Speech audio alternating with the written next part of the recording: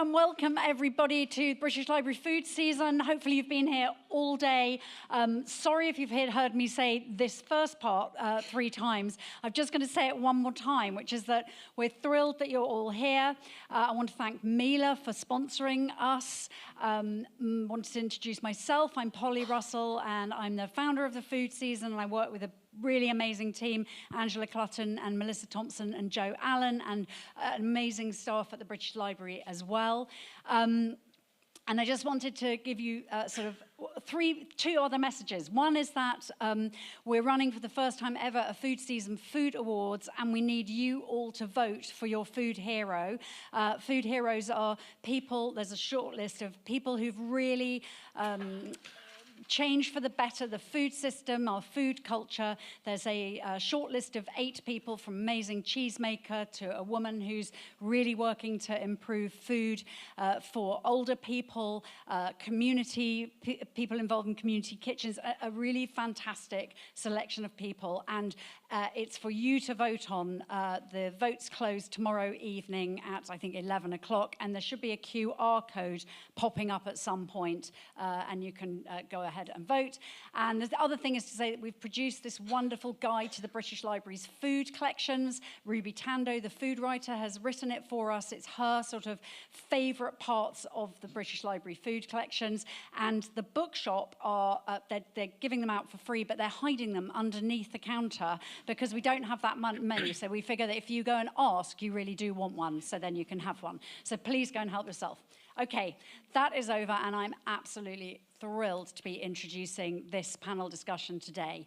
There have been 2 events that I've been trying to do in the Food Season for literally the 7 years that we've been running the Food Season. One was Food and Spectacle, we just did, which was fantastic. And the second one was this one on M.F.K. Fisher. And we just didn't quite know how to put it together and what the perfect panel would be and how would we make it work. And I know that this has finally come to fruition with this incredible panel and also an M.F.K. Fisher tribute band. Who knew? and we are deeply honored and privileged to be joined from California in America by Kennedy Golden, M.F.K. Fisher's daughter. So we couldn't be more, a big thank you. So huge thanks to Alistair on the stage, who put us in touch with Kennedy and her son Alex, who's watching in California. So hello everybody who's watching online, and particularly in California. Thank you for being here at the British Library. We just couldn't be more proud and honored to have you. So we are in the brilliant hands of Gerd Loyal. Gerd is the most fantastic food writer, food presenter. His most recent cookery book, which is on sale at the bookshop, as it also is Rebecca's book, is a just beautiful book about the flavors that you need to enhance and to sort of bring your cooking alive. He also is the presenter of Mother Tongue TV podcasts, and he's just a brilliant broadcaster, and he's a wonderful interlocutor. So I'm handing this panel over to Gerd, and so over to you.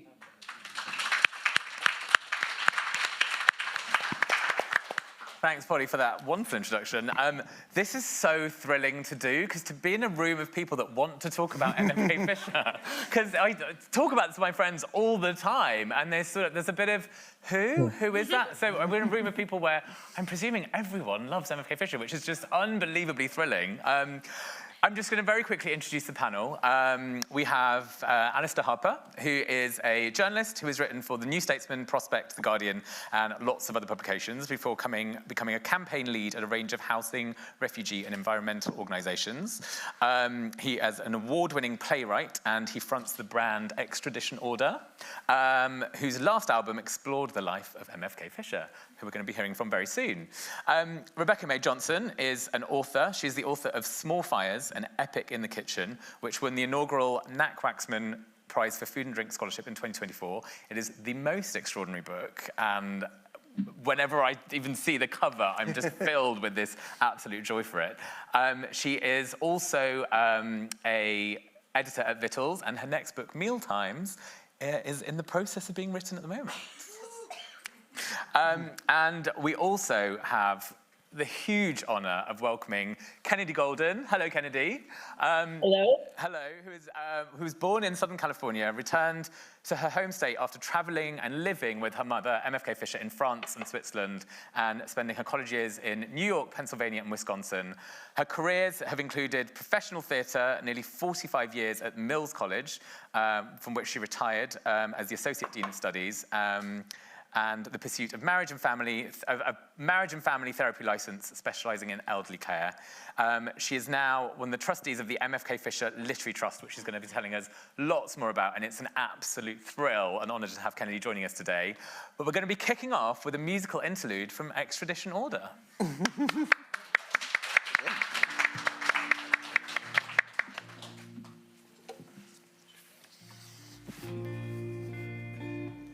Ready?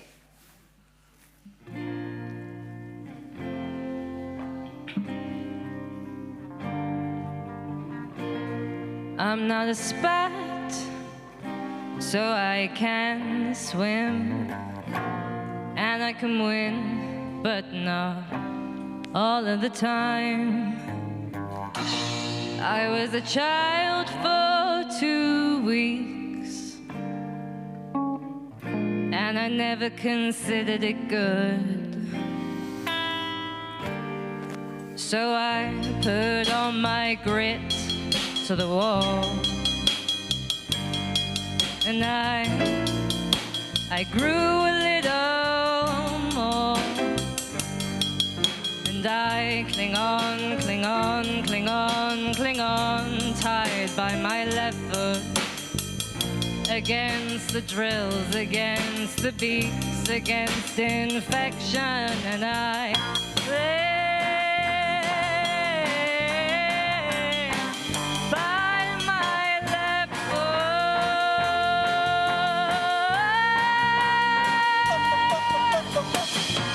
Change my sex all the time. I never felt like either one was mine. They try to open me up, drill through myself, and I have one muscle now. Hold myself down, and I have 50 million siblings, each one my twin. I have so many reasons to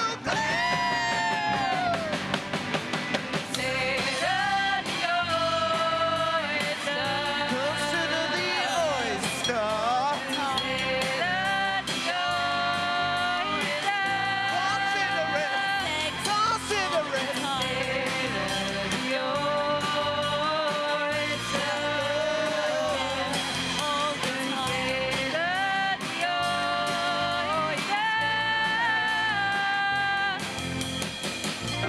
I'm not a spat, so I can swim, and I can win, but not all of the time. I was a child for 2 weeks,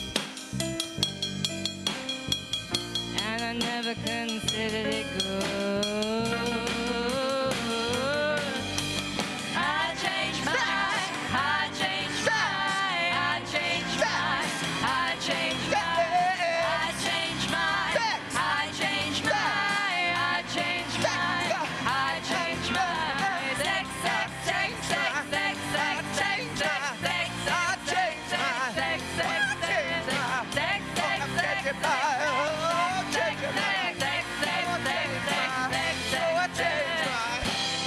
Change my sex All of the time. That was about oysters.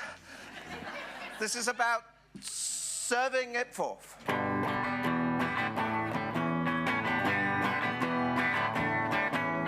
knew it from the first taste, the salt, the fat, the heat. When your tongue feels the vinegar and forgets the hunger, that led you to her. That led you to her. When the brown butter starts to burn, you add wine to satisfy yourself, like eating someone you love. And Baby, I ate you till nothing was left.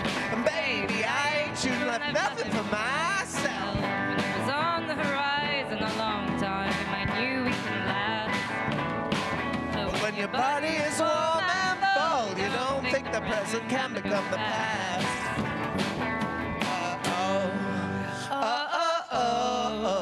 I guess it was an ordinary meal, and I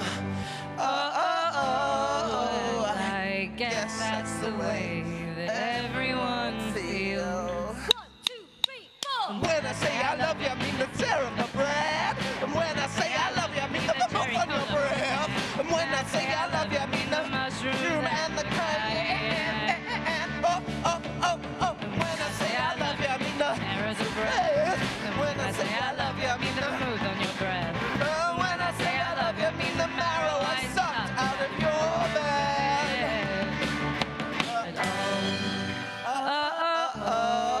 And I guess it was an ordinary meal, and and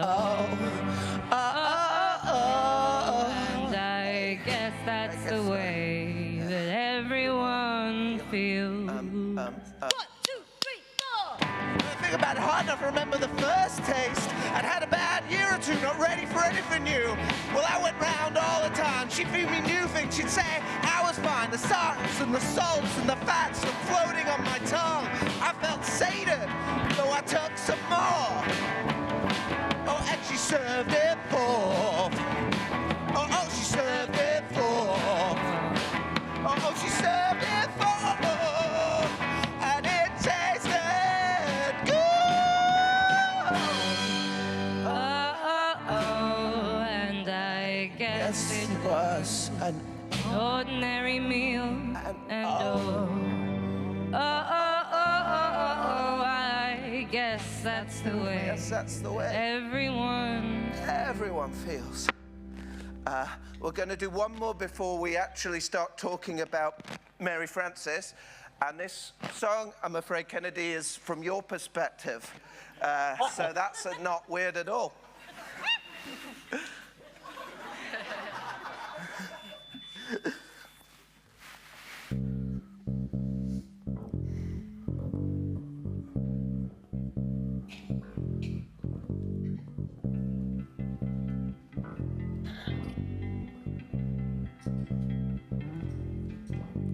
The world's starting to feel small. Maybe that's just because I've seen it all. France might seem like the country of love, but I guess that's all fucked. Oops. Where are you now, Mum? You left me on the dance floor. The cocktail to fears, the frantic cheers. Where are you now, Mum? You left me on the dance floor. The cocktail to fears, the frantic cheers. The world's starting to feel small. But maybe it's just because I've seen it all. France may seem like the country of love, but I guess that's all fucked. Oops. Where are you now, Mum? You left me on the dance floor with your cocktails, your fears, your frantic cheers. Where are you now, Mum? You left me on the dance floor with your cocktails, your fears, your frantic cheers. Where are you now, Mum? Where are you?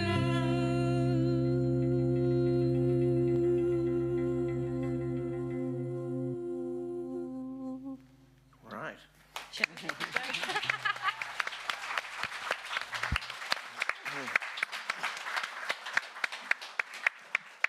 Wow, that's incredible. What a range of, I think the range of emotions just from that music, I think just sort of speaks volumes about what M.F.K. Fisher can kind of incite in people.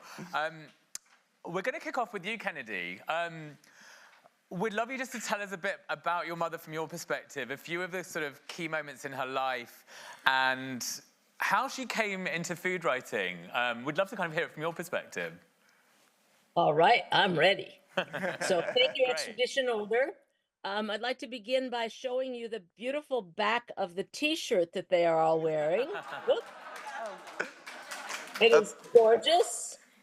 So, Available to love, purchase in the auditorium after. woohoo! And I often wear it when I'm talking about my mother. So many, many fans. Before I talk about my mother, I'd like to thank everyone at the British Library who made it possible for me to be here today with such amazing participants.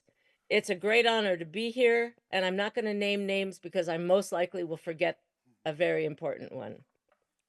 In speaking about key moments in my mother's 80-year life, I've decided to take the title of today's program, Oysters, Sex, and Death, and turn it upside down.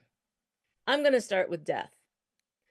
Death is a topic that people often don't want to talk about, but for my mother, I believe it's relevant from the very beginning of her life. She was born in 1908 to young parents while they were still grieving the death of their firstborn son, who did not survive his birth.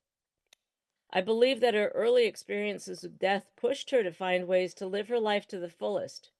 To learn more about her early life, I suggest you turn to her own words, as I also have to do to depend on them. When she was only 33, her beloved second husband, Dilwyn Parrish, took his life, not unexpectedly, leaving my mother a grieving widow. 1 year later, at 34, her baby brother, David Kennedy, took his life. In the next 10 years, she would lose both of her parents. She found a way to move through her life until her body simply wore out with Parkinson's disease and heart issues at age 83 in 1992. Sex. As her daughter, my primary comment on this topic is that I believe that she was both a sexual and a sensual being throughout her life. When my mother was 21, she married her first husband, Alfred Fisher, and they moved to Dijon, France, where Al was working on his doctorate degree. This was both an escape for my mother and also a time of awakening. She learned a new language, ate food that was completely new to her, sculpted, carved, created at the university, and found she liked the person that she was becoming. Together, they traveled back and forth between France and the US on freighters, often in steerage, learning about themselves both together and apart. When my mother met Dilwyn Parrish, a shift happened. Ultimately, she and Al would divorce, and she and Dilwyn would create an extremely happy life in Vevey, Switzerland. I believe they thought they would grow old together there. Sadly, that was not to be. Dilwyn became ill, had one leg amputated, and suffered excruciating pain for the remainder of his life. When she was 26, they had to leave Switzerland due to World War II, and they settled in their new home in the California desert, where Dilwyn painted until he learned that both arms and his one remaining leg would have to be amputated. He chose, with my mother's blessing, to shoot himself. My mother was devastated, but also realized at 33 that she needed to find a way to move on. She got a job in Hollywood writing for Paramount Studios. She was quick and good at her work, and ultimately she quit her job, which women simply did not do at that time. Before she turned 35, she wrote The Gastronomical Me, one of her most beloved books. When she was 37, she married my father, Donald Frieda, and I arrived soon after, creating a family of 4 with my older sister, Anna. Living remotely proved too difficult for my father, and when my mother was 41, in 1949, she became a single parent to 2 small children. I have no idea how she managed that. She was a very strong woman, even when she questioned herself. My sister and I, now both close to 80, often speak of the wonderful and wondrous experience we were fortunate to have as children. When she was 45, both parents gone, not married or employed, her life shifted again. She was able to set her own course, and we moved to Northern California. From California, she, my sister, and I went to Europe on a small ship, stopping briefly in Dijon, where she had lived for 3 years, ending up in Aix-en-Provence, where we stayed for about a year and a half. After a blissful sojourn, yeah, I can't turn the page. That's After a blissful sojourn there, we returned to California, but not for long. Off we went to Lugano, Switzerland, where we lived for another 6 months, leaving due to my mother's health. We moved back to X for about a year. My mother struggled with thoughts of raising us as expats, and we flew home in 1961.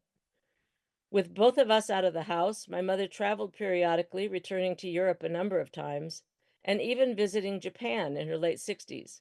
She was, of course, writing all of this time. The final 20 years of her life were spent in her last house on a beautiful piece of land in Northern California, the view of which you see behind me. She loved her home, often filled by visiting fans, family, and friends. Oysters. My mother began writing as a child, and she continued through her school years and throughout her long life. She published her first book, Serve It Forth, when she was just 29 years old, marking the beginning of her lifelong publishing career. During perhaps the most difficult years of her life, as she watched Dilwyn Parrish sink into his illness, she wrote Consider the Oyster, which she dedicated to him. By the end of her life, she had published around 27 books and endless articles for magazines, which paid the bills while she was raising her family. She wrote thousands of letters to family, fans, and lifelong correspondents. She said with passion that she wrote because she really couldn't do anything else. But I believe most important is that she shared her life through her words.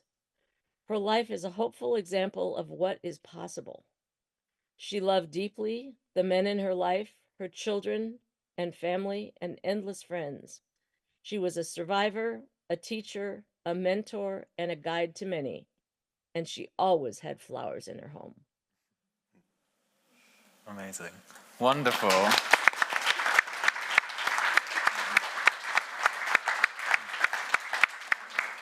Thank you, Kennedy, for that incredible insight. And just to hear that from your words is just, it's so moving to kind of hear that. I'm gonna throw it open to Rebecca and Alistair. So how did M.F.K. Fisher come into your life? How did you discover her? And what was it about her that really resonated with you? Rebecca? Mine is quite embarrassing. Embarrassing is good. In 2014, I was single. And I went on OkCupid, which is a dating website at the time populated by many PhD students, of which I was one. Anyway, I didn't really know how it worked. I'd never done online dating before, and I thought, you might be searchable. And I imagine the humiliation of one being, anyway, found. So I gave myself a pseudonym on the dating site, which was Elizabeth David, which to most people was, who are not into food writing, is just a name. But the first words that my now partner wrote to me were, I have a lot of time for Elizabeth David. Do you know M.F.K. Fisher? Wow. And actually, I didn't, because she hadn't really been much published in the UK, particularly, and I grew up in a household, my mother was a big reader of Elizabeth David, but not M.F.K. Fisher, but my partner has American family. His grandmother's an American writer, and so M.F.K. Fisher had always been a part of his life. And so that was the first amazing discovery. And then a few years later, I reviewed for the Times Literary Supplement, The Gastronomical Me, when it was reissued by Daunt, which was a huge influence on me as a writer, but I could talk more about that later. But anyway, that was my first encounter dating website. Nice. I think that's so, it's not even, it's like a defunct site at this point. So. Bit of a job. Alistair, That's your amazing. first encounter? I think it must have been in one of those, you're right, Daunt have done amazing at bringing her back into our world, but you still come across, she was published quite a bit, I think, in the famous Faber edition of about 1954, I think, that brought together a lot of her early books. And you can stumble into her in second-hand bookshops. I was pleased just before coming here, I managed to get 2 copies of books I hadn't read by her at Scoob, just down the road. But my first encounter, I think, from that was some collection of old restaurant writing about restaurants, the sort that has this plucky Englishman is washing dishes. His name's Eric Blair. Guess what happened next? And, you know, Mary Frances just shone out so much more than the rest of the excerpts it had in there.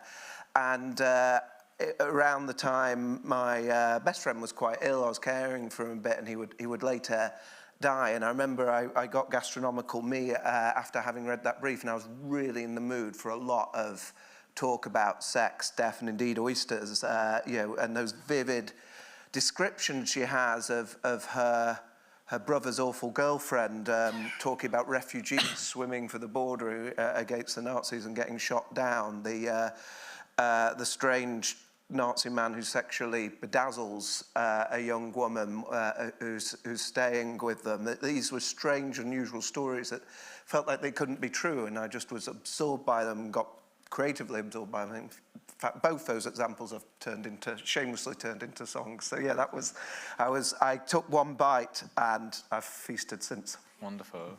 I think mine was about 12 years ago when I started exploring food memoir in a more serious way.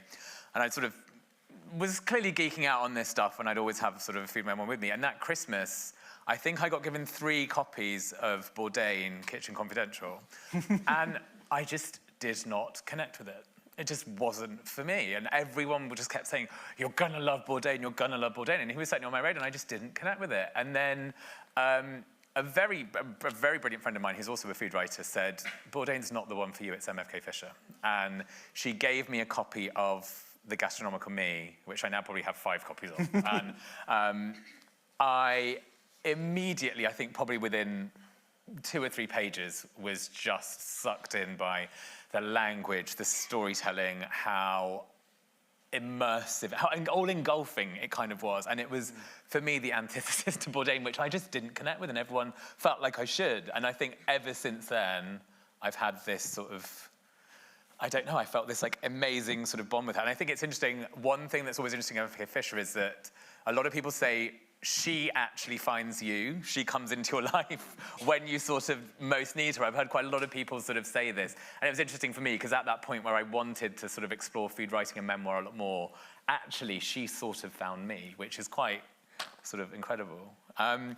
We've all actually, we're going to talk a lot more about this, but we've all picked out a sort of very short passage that we really connected with. We're just going to sort of do a very quick sort of reading each. Maybe Rebecca, we'll start with you. Do you want to say what you're reading and why you've picked this passage? I mean, it was very hard to choose. I have a lot of favourite passages, especially from this book, which I found very, very inspiring as a writer. I'm reading a slightly macabre excerpt, which, you know, plays into the death theme. But for me, it's called Once I Dreamt. It's from 1938. And for me, it gets to how, in M.F.K. Fisher's work, nothing is out of the frame. Dreams are in the frame. You know, the speculative, the macabre, you know, there's lots of pressure in food writing often to be sort of pleasant. But she resists that in her work, which gives it a complexity that sort of expands the genre as such, I think. Anyway, so for the squeamish among you, watch out. Anyway. Sherbra awakened me, but I lay in bed watching the sky full of fast clouds. I heard him call to me, "Here is a fine cat, probably from the farm across the road, a lovely cat. It looks hungry." That is nice, I thought. We need a cat. In a few minutes, I got up and was somewhere in a bigger dressing room than my real one, washing my teeth, when I heard a scuffling in the wardrobe. It, too, was bigger than my real one. I knew that the strange cat had got there under my clothes. I heard a soft, gentle laugh from the door. Francois, the houseman, stood watching. Then, just behind the cat, Sherbra too came out from between the long silk dresses, looking proud. The cat, which did not frighten me, was a young lioness, with the big bones of any kitten and the cinnamon and coffee coat of a puma we once saw in Zurich. "Look, Mary, she's caught a mouse." At that, the great cat began to caper and held up her paw, and caught on one of the long claws was a tiny, bright blue field mouse.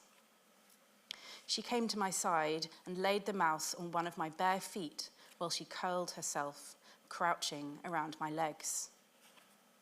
I looked down at her beautiful, rippled brownness. I felt tender and loving, as I knew she did, and I understood the gentility of her hunger. She drew the little blue mouse onto her tongue and crunched delicately once. And on my foot was a cool feeling from a spot of soft cerulean blood. Wow. Incredible. So beautifully read, and I think just some of those, you're just so engulfed in it. And you know, sure, it's an anecdote about, it's a dream of a cat, but it's also exposing something about a quality of appetite. Yeah. That, you know, that reveals something about the texture of being alive and the sort of intimacy. Was the word gentile in, is it gentility? Gentility, yes. and to have that as part of this anecdote, it's so, I think there's often this sort of slightly, a bit of almost like a sort of Shakespearean twist, a kind of like a slight raspiness or like a sort of a slight bit of acid at the end that gives it this extraordinary aliveness. Yeah. Kennedy, we'll go over to you. Are you going to read a short passage for us as well, I believe? I am, and from the same book. Great. It's pretty exciting. From the Gastronomical Me, and I took it from the Donk Books edition, which was published in 2017. The first oyster. My mother was 16 years old and a sophomore at Bishop's School, which she called Miss Huntington's School for Girls. Once, for the Christmas party, Mrs. Cheever served Easter and oysters. Fresh oysters. Oysters still in their shells. Nothing could have been more exotic in the early 20s in Southern California. The climate was considered tropical, so that shellfish imported alive from the east were part of an oil magnate's dream. When I saw that I was to sit between a senior and a junior with not a freshman in sight, I was almost uplifted with Christmas joy. Olmsted was president of the seniors, and Inez, a junior, was less impressive, but she could curse with great concentration, so many words that I only remembered damn and one or two others. The pantry doors opened, and the dapper little houseboys pranced in and put a plate in front of each of us. We all looked amazingly at what we saw and waited with mixed feelings until Miss Huntington had picked up her fork. Where, I wonder now, did Mrs. Cheever find 100 oyster forks in a California boarding school? Olmsted said casually, "How charming, Blue Points." There was quite a buzz. With the unreasoning and terribly pernickettiness of a 16-year-old, I knew that I would be sick if I had to swallow anything in the world alive, but especially a live oyster. Olmsted picked one up deftly on the prongs of her little fork, tucked it under her enormous nose, and gulped. "Delicious," she murmured. "Jesus," Inez said softly. "Well, here goes, the honor of the old school. Oi!" And she swallowed noisily. A look of smug surprise crept onto her face, and she said in my ear, "Try one, baby face. It ain't the heat, it's the humidity. Try one. Slip and go easy." She cackled suddenly, watching me with sly, bright eyes. I laughed lightly, tinklingly, and said, "Oh, I love Blue Points." And I got one with surprising neatness into my mouth. At that moment, the orchestra began to play. The oyster was still in my mouth. It seemed larger. I knew that I must down it, and was equally sure that I could not. Inez murmured into my ear, "Dance with me, will you, baby face?" Wonderful.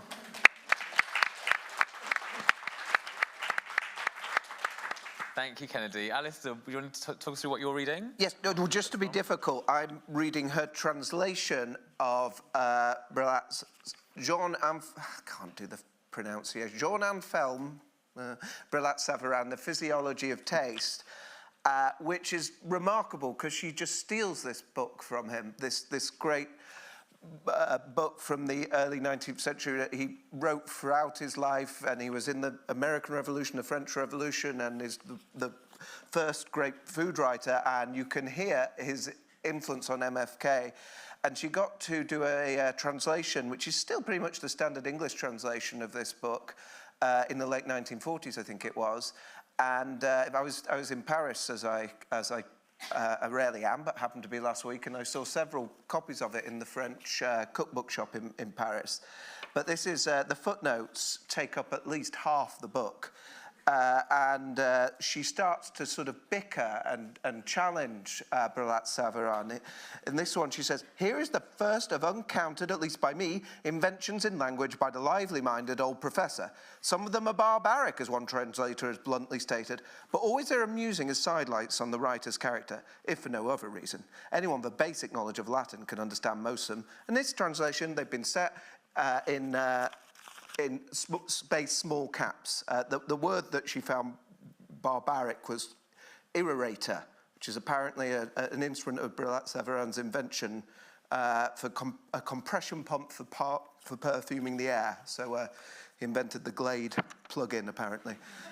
The other one I just love was there's a recipe for carp that Brillat-Savarin does, and I actually won't read much of it, but she wrote all this as her own recipe as a counter to him, which I think is just brilliant. You don't get that when you get the Penguin Classics Madame Bovary. It'd be like, take a good carp or whatever fish you have and cut it into the slices the thickness of 2 fingers after having cleaned it properly. A tablespoon of butter and a chopped onion into a casserole, and on she goes several pages, and you shall have your carp. The last one I wanted to read from this is a scene where Brillat-Savarin describes going to an inn and seeing a roast beef turning on them things. And what he cheekily does is, it's for 2 Englishmen waiting to enjoy it, and he takes a knife and cuts into it so the juices go down and fall into the eggs that him and his friend are about to have. And Mary Frances is not pleased with this. This anecdote is often quoted admiringly as an example of gastronomical ingenuity. I always hated it, for it blurs my picture, undoubtedly a prejudiced one, of the fair, courteous gentleman I know the professor to have been. I find that his trick was stupid and stingy and dishonest, and it pains me.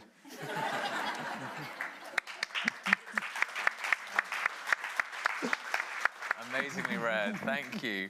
I'm going to read from An Alphabet for Gourmets. If you haven't read that, it's an A to Z of just sort of beautiful culinary vignettes almost. They're sort of essays. Some of them are sort of memoirs. Some of them are stories of dinners. Some of them are just sort of musings on something. G is G for gluttony.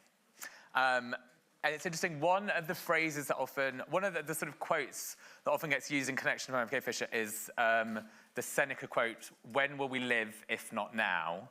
And I think this is her expression of Seneca. And I think it's something I abide by quite a lot. Anyway, so this is from G for gluttony. Perhaps the nearest I come to gluttony is with wine. As often as possible, when a really beautiful bottle is before me, I drink all I can of it, even when I know that I've had more than I want physically. That is gluttonous. But I think to myself, when again will I have this taste upon my tongue?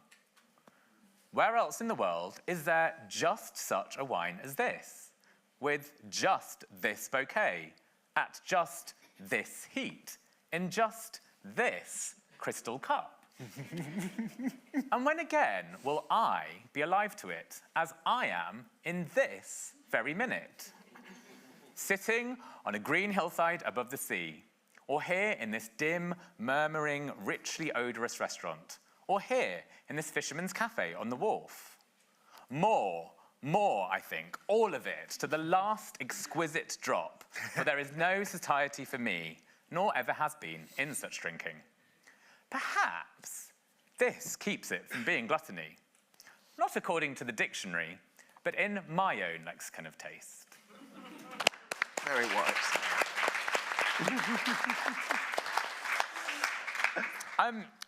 So we're going to start talking a lot more kind of about her sort of writing, some of the themes, how she sort of connects to us. And Kennedy, we were just going to sort of open to you just to maybe talk a little bit more about her process. And did she set out with intentions? Maybe a little bit about her sort of style. Like, did you get much insight into the way that she wrote and her process? No. No sense at all about intention. Right. However, she wrote whenever she could, whether it was on a little piece of paper because she had a thought while she was preparing breakfast, or whether it was her normal daily routine when I was a child or an adolescent. She would wake up at 3 o'clock in the morning. She didn't ever sleep for very many hours, and she would start typing on a typewriter about 8 feet away from my head. And she would do that for probably an hour and a half before she actually got up and started her day. She loved to be at the typewriter. She had a typewriter wherever she went her whole life. She carried funny little portable typewriters that were miserable for her to use. She had terrible arthritis in her hands, so she was a 3-finger typist, but the fastest 3-finger typist I've ever encountered. She was dedicated to putting words onto paper, and she left boxes and boxes and boxes of unpublished manuscripts, which she had carefully gone through in the last few years of her life, when she could no longer type pretty much or speak. And so she had people read her manuscripts to her, and she would eke out whatever words she could about what she thought should happen to them. And most of the time it was put it back in the box. Wow. And who were the writers that she sort of revered? Were there people whose opinions she was really sort of trying to get on side, or do you feel like she was very much her own sort of person and presence? Well, she was an absolutely avid reader, and Colette, I think, was her model for much of her thinking. But she read murder mysteries and, every genre that she could get her hands on, she enjoyed endlessly. Right. So I think Colette was probably the one person that comes to mind that she was consistently engaged in reading. Okay, incredible. Alice and Rebecca, I mean, I suppose we've sort of talked a bit about how she came into your life. What kind of an influence do you think she's had on your work today? I mean, clearly the band, which is incredible, but maybe tell us we'll talk a bit about the influences had on our specific work, and then we can dive into some of the key themes, maybe. Yeah. Rebecca, do you want to go first? Sure. Yeah, I guess, when you're developing your writing practice, you come across certain texts that I would describe as permission-giving texts in some way that make you open your eyes as to what is possible in writing that you may not have realized before was possible in writing. And, what is food writing? I mean, who knows? But certainly I hadn't read anything with such a breadth of scope as M.F.K. Fisher before, that sort of used food as its lens, I suppose, for the world. Whether or not it's about food always, it isn't always about food, but food is often the starting point for thinking deeply about things and life. I think reading Gastronomical Me around the same time in 2016, I read Maggie Nelson's Argonauts. And so seeing the possibilities for memoir as a genre, that I felt incredibly excited. I couldn't believe the Gastronomical Me had been written in the 40s. It blew my mind, and its attitudes to sexuality and gender and death and pleasure and just also the attention to detail. There's things about things that is disgusting, like looking through the toilet into the sewers in Dijon, right. Kind of glee. Talking about some kind of corn, calluses on her feet that she had to itch every now and again. You know, the body is totally in the frame, and it's not an idealized body necessarily. And there's so much, and especially now, in writing about food, there's the drive towards idealization, a sort of semi-advertorial kind of tone in food writing, that she is totally cuts through all that. And not to need to perform perfection, and to also that your position, wherever you are, whatever urinal you're staring into, or weird stuff you have going on your body, is good enough. It's a good enough starting point to write, and you don't have to be somewhere else. And did that influence you with Small Fires in particular? Hugely. Right. Hugely influenced. In fact, I write about a passage in the Gastronomical Me in Small Fires about Aura the cook and her suicide, and the knife with which she prepares incredible food, but then also kills herself, and the sort of nuance with which she writes about class, and whilst being in a family that's employing people, nonetheless having a critical note about how staff are viewed by parents and grandparents, whilst also not sort of shutting out their point of view as well. So it's an incredibly nuanced. I think there is always this sense of feeling like she's observing from every perspective, from another person's inside and outside, which is, I think, what you're sort of getting at here almost. There is this sort of all kind of perceivingness to it, but there's also an extreme intimacy with it as well. Well, the revelation comes from that sort of the proximity and the attention to small details, which grow and become more, reveal so much. But for me, my favourite writing of hers is when she begins with in an intimate scale and then expands out towards thought and revelation. Yeah. But I definitely thought of Mary Francis's writing when I read your amazing book, and the way that you took the idea of the recipe and repeated again and again, making it for different people in different places, having a tremendously wild life in Berlin that made me exhausted to read. But for me, it caught that elements that Mary Francis has of food is how we put someone in our mouths. It's how we transfer ourselves into something and then into someone. And I felt you got that idea of the almost transubstantiation of food that she seems to get so well. And I thought you were on the same hymn sheet. I like the idea of transubstantiation and how you're using it. That's Alistair, how about you? So how has she influenced your work? There's an obvious thing, but then there's not an obvious thing. What I was struck by with her was I thought, my God, as Rebecca said, how is someone so honest, so frank in this period?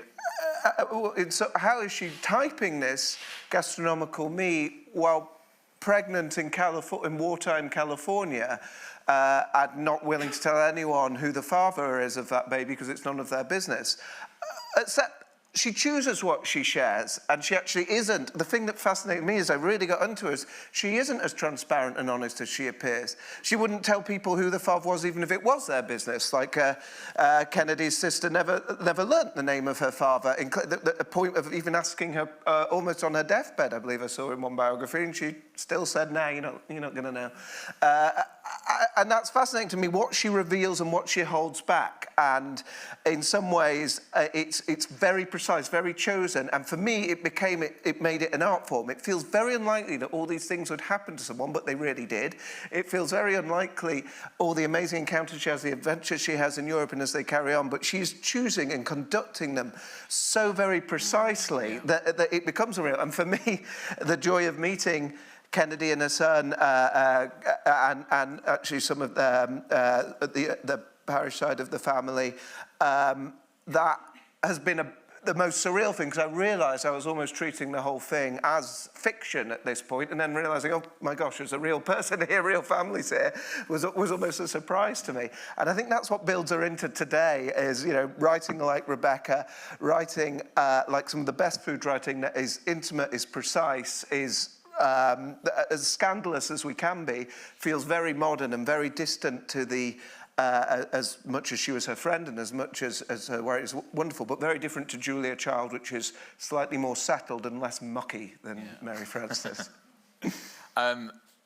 Yeah, I really feel what you both say. I think for me, I was really drawn to, there's this quote, there's this bit in A Room of One's Own by Virginia Woolf where she talks about how it's the author's role to kind of go out and live the world almost more, and in a way that they can feel the world as much as possible to then be able to write about it and then help the world feel more. And for me, M.F.K. Fisher's writing just does that. There is this sense of moreness and living the world more, feeling it more, trying to feel it more. I mean, one of the most famous passages is the extraordinary passage about the way that she eats a tangerine, which is to, open it up extremely erotically, the way that she describes it, and then to place the individual segments onto a radiator and let them reach, a sort of bulbous, sort of pulsating kind of peak almost. And then she bites into them and talks about this hot tangerine and clementine juice like just dribbling down her face. I found it unbelievably erotic. I mean, and I'm a gay man, and I'm extremely but for me it was that you use the word permission. It was that permission to sort of it was almost sort of self-eroticizing, and it's that lens she has on herself, and it gave that permission to also self-examine for me and to go, well, actually, for me, with my first book, I was writing very much about my Indianness, and I think what she did was give me permission to kind of look at myself from all these different angles and not feel like I was being self-indulgent, but actually that I was trying to express something and convey something to other people. And I think that was a huge influence to me, I think, in that way. The resisting, and I think maybe, British writers need help with the notion that it isn't inherently shameful to write about yourself and desire, and pleasure and the grotesque. There's such a sort of pressure towards control and propriety, which she gladly liberates us from. But also, her writing isn't just sort of raw confessional.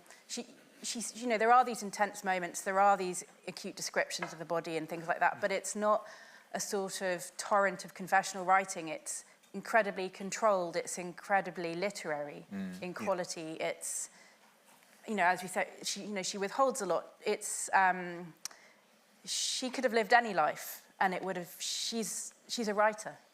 And of course, the scenes that she takes us to are remarkable, but she makes anything interesting, like something like an orange on a radiator. And that's very inspiring, especially when you feel like you may be in a more banal part of your life. And it's interesting that she does write. Sorry, I had a child last year, so I've been sort of. It's actually been very exciting. But anyway. I was just going to say it's interesting that she found her own style quite early. I think when she was with her first husband, Al Fisher, she sort of experimented with writing different things. They think about writing detective thrillers together and things like that. But he was meant to be the great literary hero. He was composing his great poems. And then he seems to get slightly narked as he realises she's putting these essays together, often to send to her sister and her friends. And I think he starts to cotton on that she might be more talented than he is, and then cottons on that she might be sleeping with more people than he is, which he took not too well. I think he was terribly. I think one exclamation he got as they go towards their separation was that she was not only putting it about, but she was also affecting his own creativity, and that she had killed a great poem in him, and that poem was dead. Wow. And I think they still kept on having a friendly relationship for us, Eliza, as far as I know Kennedy could say. But I definitely think she saw the prospect of being an academic's wife and legged it as fast as she could and found her voice and never felt tempted to put herself in another box. This was the way she wrote. This is the way she explored the world. I mean, Kennedy, what was she like? I mean, it's such a broad question. When people ask you about her personality, what was she like as a mother, as a friend, Can you give us any insight into that? I think the one thing I can say, and I've talked to my sister a lot about this, knowing you were going to ask me this question, she was a wonderful person to be around most of the time. Right. When she was actively working on finishing a book or doing a project, she was distant, as we all tend to be, I believe. But she was kind and caring, sometimes to a fault. And she cared deeply about others. She said once that she was born with her eyes wide open. And I believe that that's the case. She was an observer of detail to an extent that was sometimes mind-boggling. She put herself in other people's places. You talked about her family hiring help, but she was always involved in how the help were doing, what they were doing, whether they were well, what their family life was about, even though they might be the cook that was there for 8 hours a day for 3 days a week. She always cared about other human beings. And I think that that was something that she really instilled in us. She took us to Europe because she wanted us to learn different languages. She wanted us to experience different cultures. She realized that her trip out of Whittier, California, where her father was a newspaper editor, to Dijon, France, was such a liberation and an exposure to new things that she really wanted that for everybody. And she was a mentor and a guide to so many people, writers, so many young writers flocked to her, especially when she was in Last House. But even before that, they all came to her for, I think, permission in many ways to find themselves and find their own voices.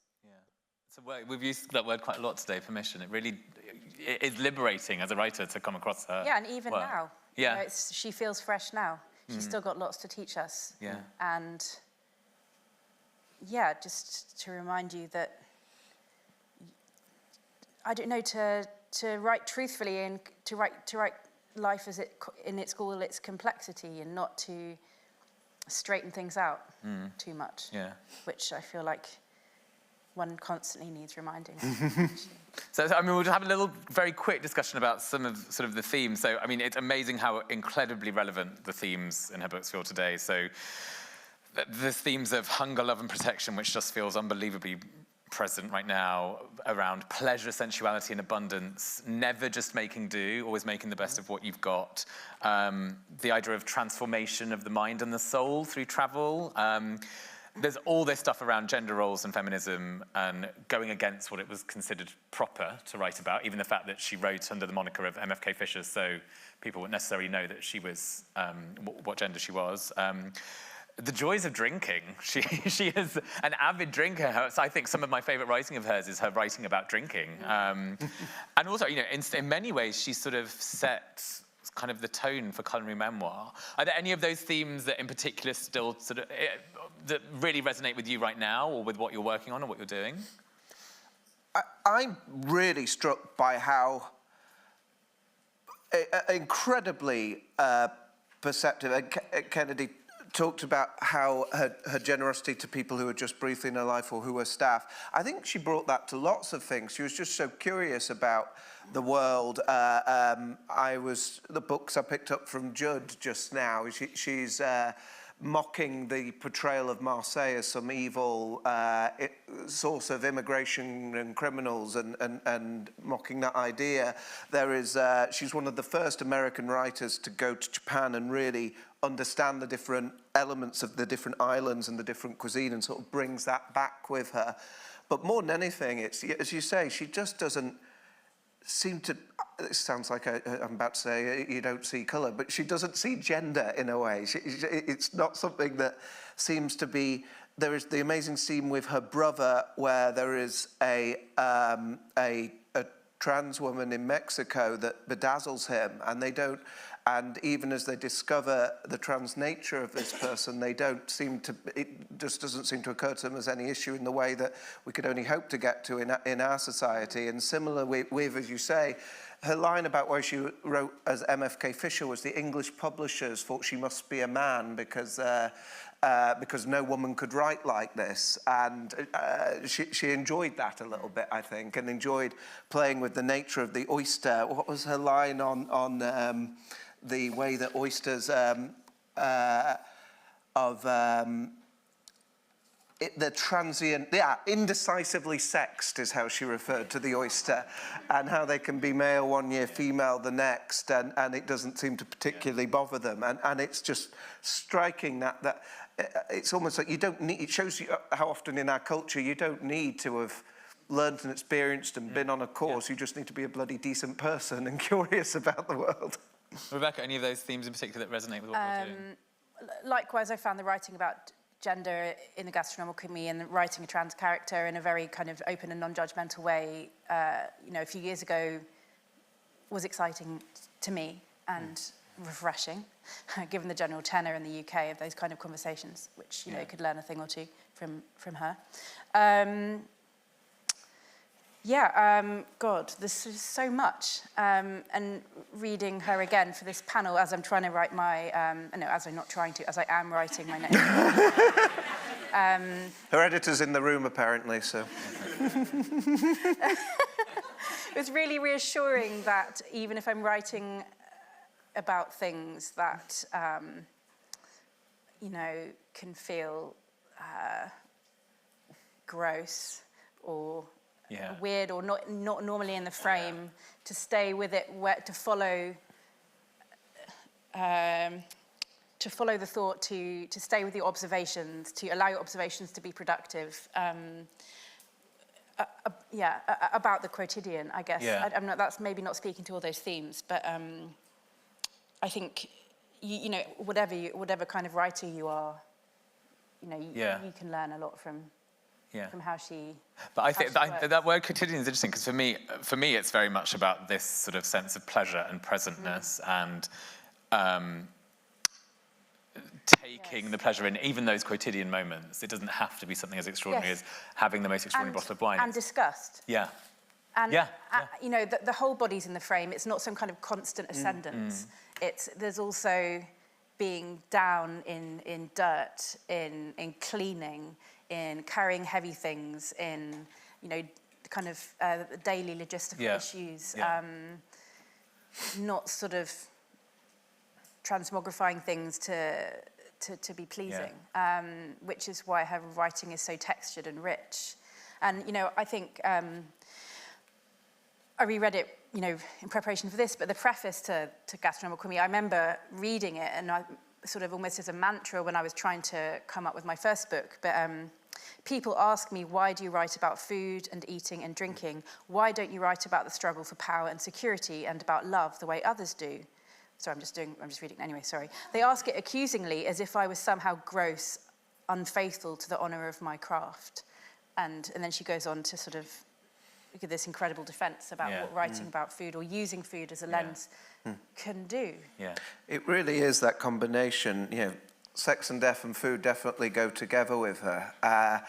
And whether it is the great skins in the navel left by this on the tip of orgasm woman in a South France guest room, or later, and Kennedy was present for this in Provence in the 1950s, I think, Kennedy, where there was a man in the room opposite your home who would be in the window slicing meat. And she reports you as saying, Kennedy, I'm actually intrigued as to how you find these reportings of accuracy or not, that he was preparing for slicing his partner. And that comes to a very typically Mary Frances climax that is just so vivid. And actually, if I may be cheeky, Kennedy, I'd love to know, in that same book, there is a gypsy's curse put upon you and your sister, and you come back years later and encounter again, and your mother writes about it with her typical drama and sophistication.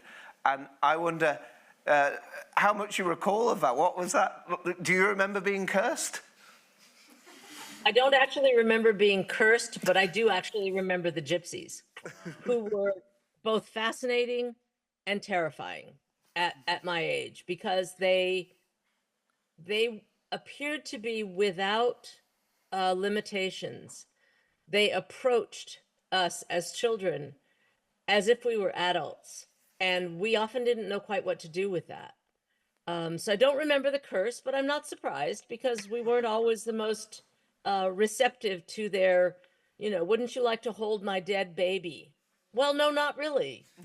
And, when you're 9 years old, you don't necessarily have the experience to cope well with all situations. So I'm not surprised about the curse. I now have to go back and read that section again and find out how that's playing out. But I think neither my sister nor I feel very cursed in our lives. We feel very blessed. But thanks, Alistair. And I think one of the things that this sort of leads to is that she is an extraordinary storyteller. And I think one of the things I've learned from her, I'm certainly not in any way as concise as her, but the ability to get so much emotion and story into such small number of words and pages, and you're just gripped, and yet there is somehow this extraordinary narrative arc and always a twist somehow, even in the space of a paragraph or two, and I find that absolutely extraordinary. There's quite a few actually videos of Mary Frances online, and I've watched it, and there's one that I've seen where someone questions her and says, well, is all of this true, really? How can all of this possibly be true? And she says, well, it's real because it comes from my imagination, and my imagination is real. And I sort of love that. And I think for me, it's that sort of playfulness. And it's sort of this sense of heightened reality, but it is her life. That is how you really get a sense of that's how she felt it, and that's how she lived the world. And I'm incredibly moved by that. Yeah, that's why I read the dream, because she's including dreams in her work, in her non-fiction. The sort of the speculative and dream aspect of life are part of the frame, which is incredible. What's there going to be a Graham Greene land, isn't it? Greenland is all this slightly mucky Catholic universe. I think there's definitely a Fisher land that is slightly sepia and has a lot of olives and crystals and champagne and oysters threaded through everywhere that you turn. I just don't think that in the Fisherverse there is a Greggs. Probably not. Kennedy, we'd love you to tell us a bit more about sort of the M.F.K. Fisher Legacy Trust, the symposium, and the reissues and all the work that you're doing to sort of keep her legacy alive, as well as joining us today, which is just incredible. Well, I'm so happy to be here, and I have absolutely loved every word I've heard out of each of your mouths. So my mother was smart and had good counsel and established a literary trust that would kick in when she passed away. She was convinced that nobody would ever read her after she died, and there was really no need to do this, but she was convinced by wise people that it would in fact be a good idea. Her trust has been in place since my mother died. Her longtime agent passed away, and there was a need for a new trustee, and I took it on willingly.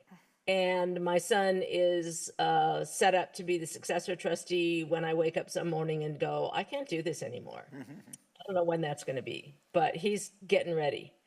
She has a wonderful agent, Michael Carlisle at Inkwell Management in New York City, who has been incredibly helpful to me as I learned what actually a literary trust is all about, because I knew nothing.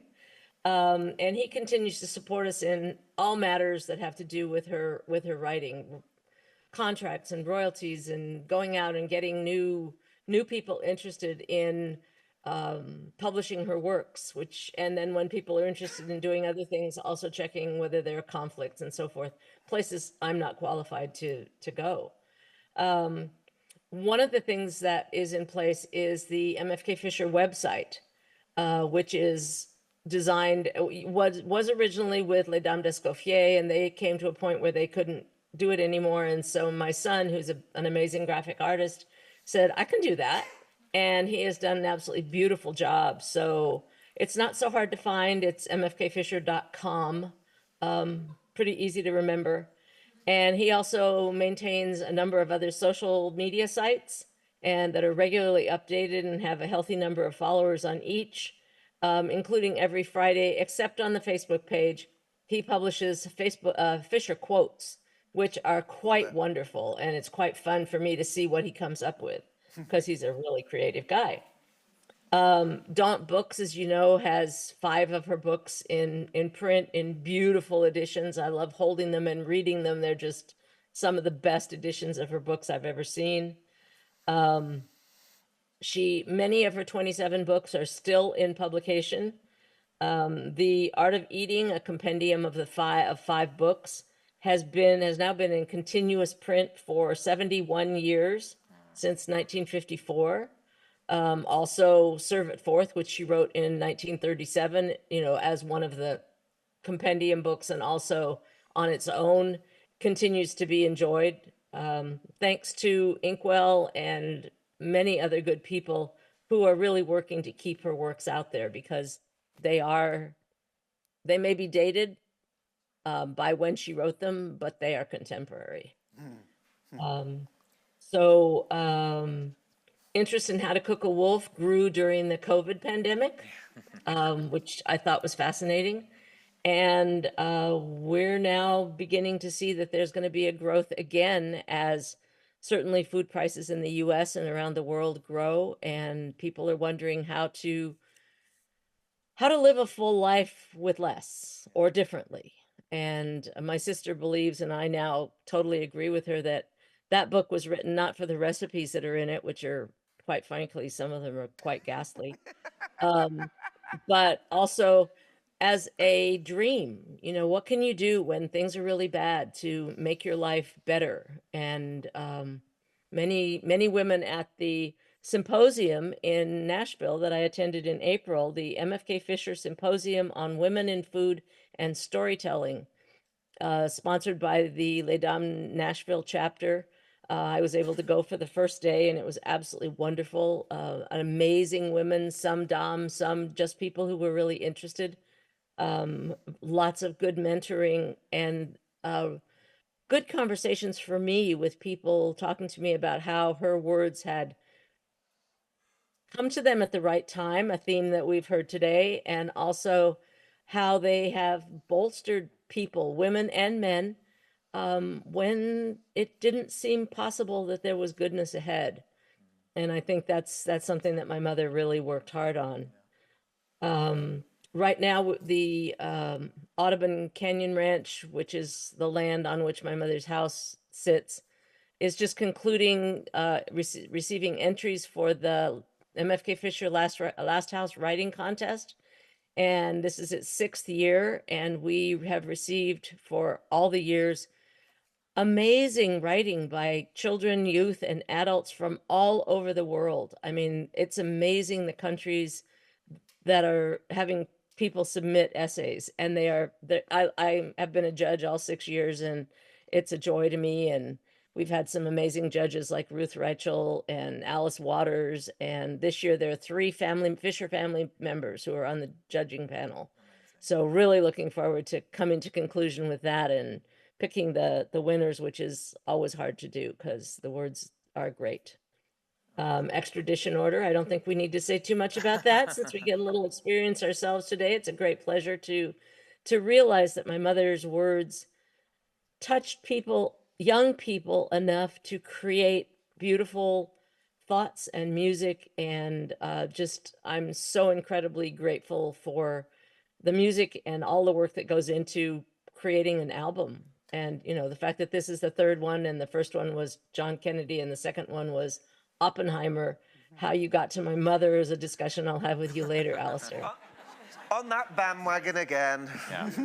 But Kennedy, can I just quickly say just how incredibly generous you, your son, Cy Parrish, your niece, have been around this whole Daft project that we've done with the record, because I was actually a bit nervous when I first got in touch. I was like, oh my God, we've done all these songs, it's coming out, are they going to be okay with it? And you couldn't have been kinder, you couldn't have been warmer and got what we're trying to do, how it's inspired by your mother. And it's been an absolute pleasure that you haven't sued us. No. I think we're going to open to, we probably have about time for 1 or 2 questions from the audience. Anyone? Do we have any audience questions? Oh, we do, here at the front. I want to ask what you ate, what your mum gave you for supper. Did you hear that, Kennedy? It was a question for you. What did your mum feed you for supper? What did you eat? Well, I have an answer to that question, which is I don't really remember until I was an adult, because in talking to other people, it wasn't the big thing of our lives. We always ate well. We always ate fresh food. My mother loved handling vegetables and fruits. We ate a lot of vegetables and fruits.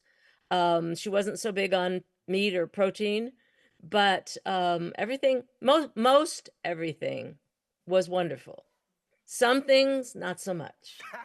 But doesn't that happen in every house? Any other questions? Oh, there's one at the back. I love M.F.K. Fisher. I hold her very close. Can you There's a microphone. Do you want to speak into the mic microphone? so they can hear you online? Do I need a mic? You could probably hear me anyway, couldn't you? I love M.F.K. Fisher. I hold her very close. And in consequence, I deeply resent it when she says something that I disagree with, disapproved of by. I hate that she really finds washing up easy. She says you don't need washing up water, you just need hot water and a long-handled brush. And you think, not in my world. Do you have things like that? I mean, Kennedy, are there things that you found your mother finding easy that you don't? Absolutely, among them fighting. But she washing up, I have to tell you, we never wash dishes after a meal because you ate, you left everything on the table, and you went in the living room and talked. It was all about being together. And then she would get up at 3 o'clock in the morning, type for an hour, and go up and wash up in the morning. So I think it was sort of a ritual for her, and it was a way of starting the day, but I cannot imagine her getting up from the table and doing dishes. So rituals, things that she found easy that I find hard, writing, I think, would be the top one for me. Amazing. I think we're going to wrap things up there, and we have another little musical interlude. But can we just have a huge round of applause and thank you for Kennedy, Rebecca, Alistair.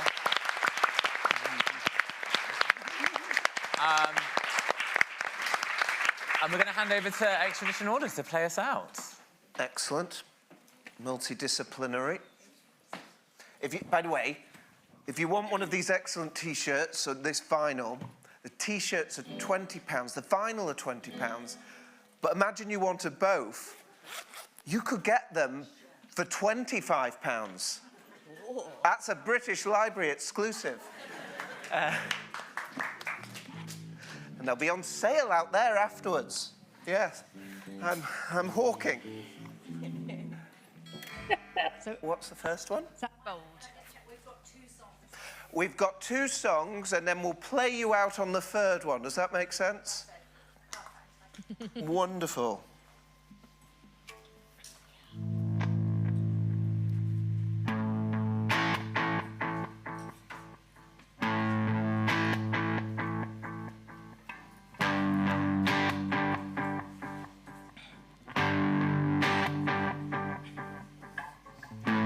I took out a loan on me. I spent it on certainty. I'm not pushy, I'm just possessed. It's not love, I'm just a little obsessed. And I'm bold. I'm bold.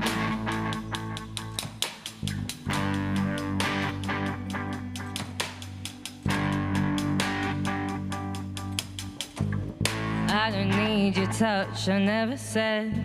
Don't need your approval of who I take to bed. And I'm bold. I'm bold. For I'll take this moment to take a stand. You know I'm happier in the palm of your hand. I'm bold. I'm bold. I'm bold.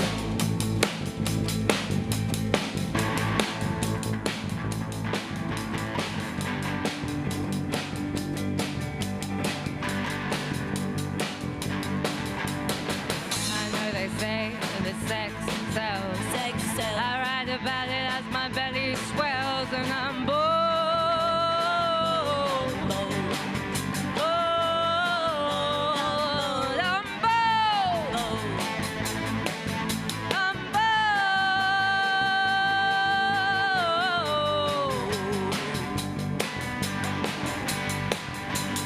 Oh, 'cause I'm happy now. I have my own plan. I wanna feel what it's like to be a man and be bold. Bold. I'm bold. I'm bold. I'm bold. Bold.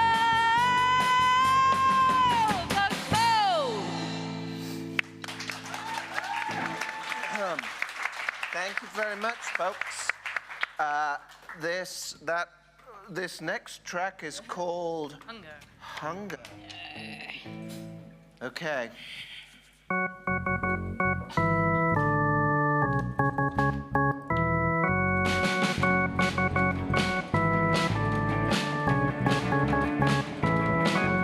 This hunger's killing me, babe. Feed me anything now. It's tearing me up inside, babe. Come on, fill up my bones now.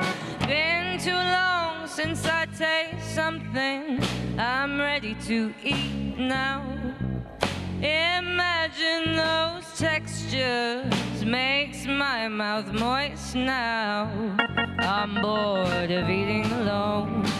Look at me, I'm just skin and bone. I don't care what we eat. Let's have a feast. I just wanna taste something. I get so tired of feeling nothing at all. It's just babies and it's rearing. It's just sustenance, it's not feeling. It's just hunger.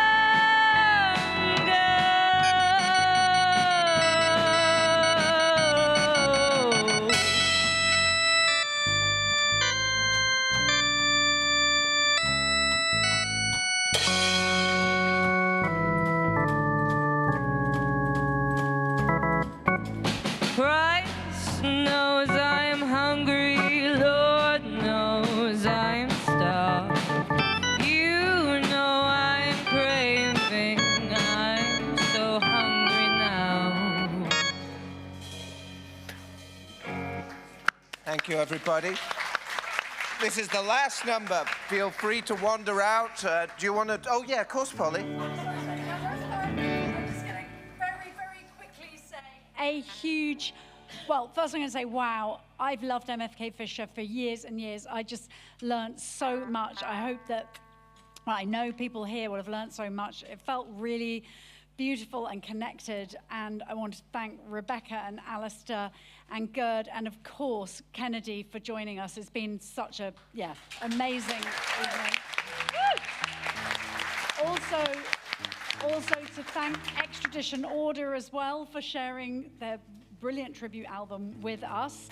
They are going to play us out. Thank you all for coming to the food season.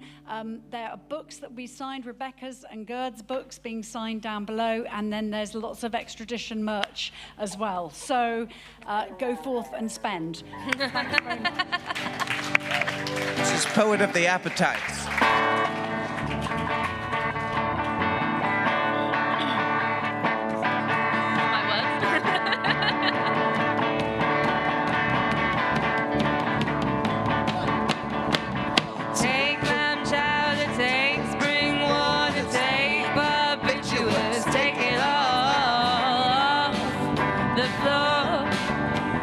Take sage and hemlock, take home. take an aphrodisiac, take it all off the floor. Take balsamic vinegar, take sliced tomato, take jalapeno, take it all off the floor. Take fidelity, take sexual tension, take a cinematographer, take it all the floor.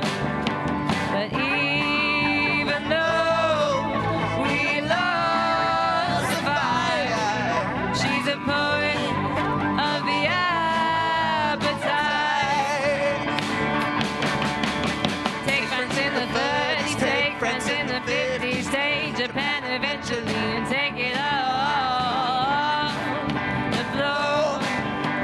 Take the rights of Hitler, take yourself a love, take self-obsession, and take it all the floor.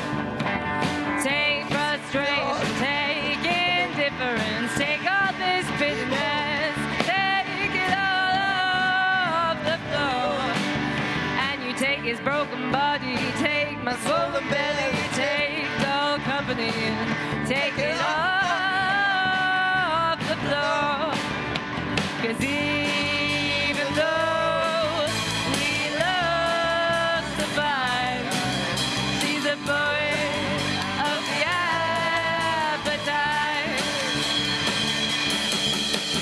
Take temptation, take self-restraint, take me anywhere, take it off the floor.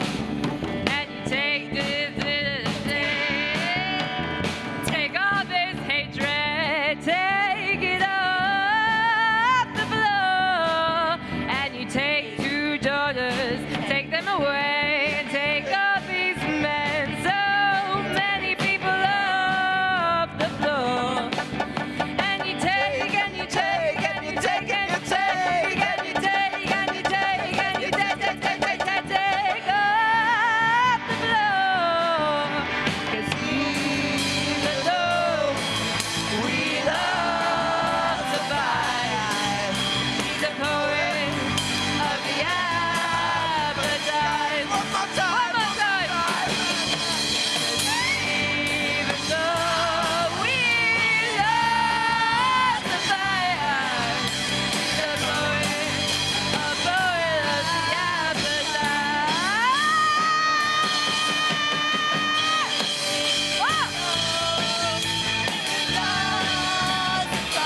We lost the fight. She's a poet of the